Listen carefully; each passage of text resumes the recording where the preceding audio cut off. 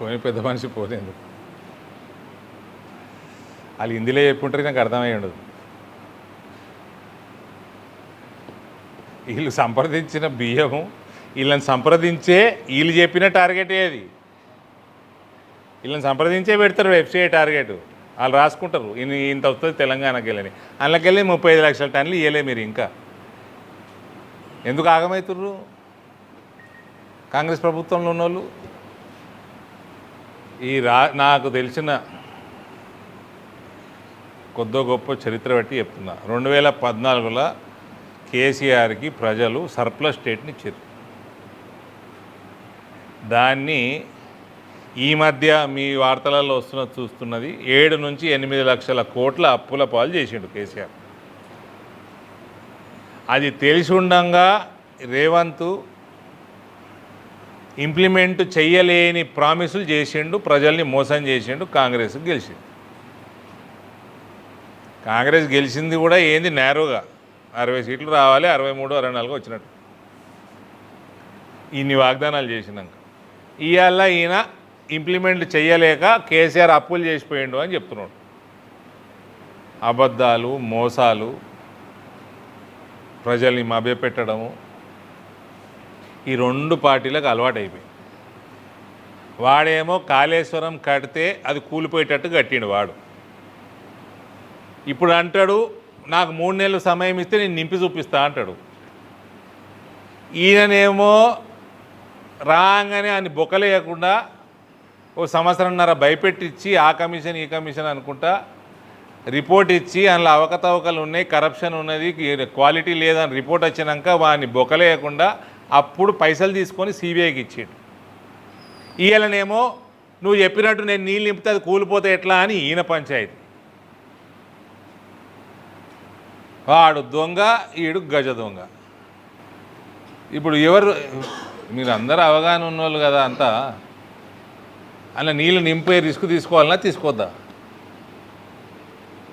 ఆ పర్రెలు వాసినాయి, పిల్లర్లు కుంగిపోయినాయి, అందులో కుంగిపోయినట్టు కట్టినవన్నీ బొక్కలేయాలా లేదా? 2 ఏళ్ళు టైం వేస్ట్ చేసి సిబిఐకి ఇచ్చినా అంటే నీకేమున్నదిరా పోయి తెలివి? భూమికి 4 అడుగులు లేవు, ఆయనేమో 8 అడుగులు ఉంటాడు టెలిఫోన్ పోల్ లెక్క హరీష్. నాకు సమయం మీద నేను నింపుతా అంటాడు. వీడేమో నువ్వు నింపితే కూలిపోతే ఎట్లా రాబాయి, కూలేటట్టు కట్టింది నువ్వు కానీ వీడు అంటాడు. వీళ్ళిద్దరు కలిసి ఆడుతుంటారు రామాయి. చక్కగా బొక్కలేస్తే అయిపోవు రాగానే. బియ్యంది ప్లీజ్ నాకు మీడియా అంత రాష్ట్రం మీడియా మొత్తం మేనేజ్మెంట్లకి ఊకే నెక్స్ట్ టైం ఎవడన్నా స్టేట్ గవర్నమెంట్ వాడు సివిల్ సప్లైస్ మంత్రి, ముఖ్యమంత్రి, ఉప ముఖ్యమంత్రి ఎవరన్నా మేము కొంటున్నాం అంటే కొన్నాక ఏం చేస్తారని ఒకటే అడుగురు ప్రశ్న. బియ్యం ఒక్క ప్రశ్న అడుగురు చాలు, కథ మళ్ళీ ఇంకోసారి మాట్లాడాడు వాడు.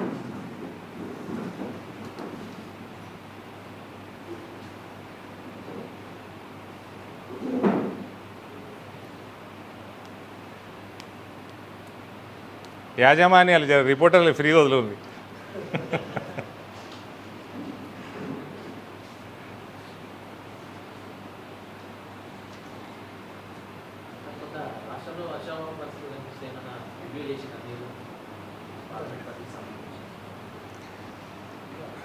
ప్రస్తుతం పరిస్థితి అయితే చాలా దారుణంగా కనబడుతూ ఉంది.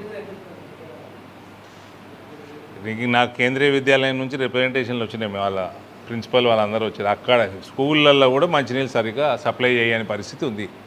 అంటే ఒకటి సరే వర్షాలు పడతలేవు, ఒకటి ప్రీ ప్లానింగ్ లేదు, వాటరు ఇరిగేషన్ పక్కన పెట్టండి, ఏ డిపార్ట్మెంట్లో వీళ్ళకి ప్లానింగ్ లేదు, ప్లానింగ్ మీద దృష్టి లేదు, రివ్యూలు లేవు. అసలు అడ్మినిస్ట్రేషన్ మీద రేవంత్కి పట్టు శూన్యం, ఆయనకి ఇంట్రెస్ట్ కూడా లేదు. పైసలు సంపాదించుడు తప్ప వేరే ఏం ఇంట్రెస్ట్ లేదు ఆయనకి. అందుకనే దారుణంగా తయారవుతుంది. రేవంత్నే ముఖ్యమంత్రిగా కంటిన్యూ చేస్తే mister Rahul Gandhi your party will go to dogs in Telangana. నట్టేట ముంచుతాడు రేవంత్ కాంగ్రెస్ పార్టీని, అది పక్క. మాకు మంచిదే, పొలిటీషియన్గా మంచిదే, కానీ బాధ అవుతుంది తెలంగాణ చూస్తే. ఆయన ఏదో ఎగురుతున్నాడు బాగా, ఆయన ఆల్రెడీ ముఖ్యమంత్రి అయిపోయినా అనుకుంటున్నాడు కేసీఆర్ కొడుకు. 8 లక్షల కోట్ల భారం, అప్పుల భారం మోసి చెయ్యలేనోనికి సానుభూతి చూపిస్తారా? సర్కులర్ స్టేట్ని 8 లక్షల కోట్ల అప్పులలో ముంచినోనికి చూపిస్తారా? చెప్పండి. ఇది దొందే. ఇంకేమైనా ఉందా?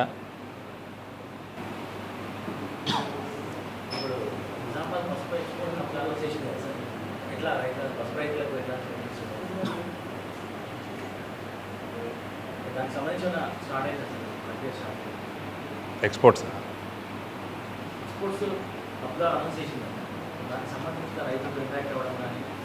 ఇక్కడ నిజామాబాద్ ప్రాంతంలో పండే పసుపులో ఎక్స్పోర్ట్స్ పెరుగుతాయి, ఇది అన్న డౌట్ ఏం లేదు. కానీ అందులో మేజర్గా హర్డులు మందులు కొట్టడం తగ్గియాలి.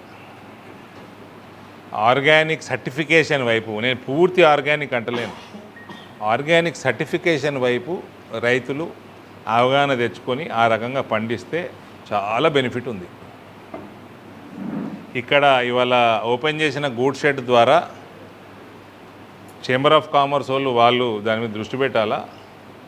ఇక్కడ రైతులకి, ఇక్కడ ఉన్న వ్యాపారవేత్తలకి, ట్రేడర్లకి బ్యూటిఫుల్ గేట్వే ఓపెన్ అయింది. ఇవాళ భవిష్యత్తుకి, ఈ ప్రాంత భవిష్యత్తుకు కూడా మంచి గేట్వే ఇది. ఆల్మోస్ట్ ఇప్పుడే ఇమీడియట్ ఇప్పుడు రైట్ నౌ 17 రేకులు అన్లోడింగు, 12-13 రేక్స్ లోడింగు, అంటే దాదాపు 30 రేక్స్ నెలకి అనే యావరేజ్ ఇప్పుడే జరుగుతుంది అది పని. వాళ్ళు కూడా ఎక్స్పెక్ట్ చేయలేదు నిజామాబాద్ గుడ్ షెడ్ ఇంత తొందరగా ఇంత పికప్ అవుతుందని. అంటే the lot of scope. Thank you.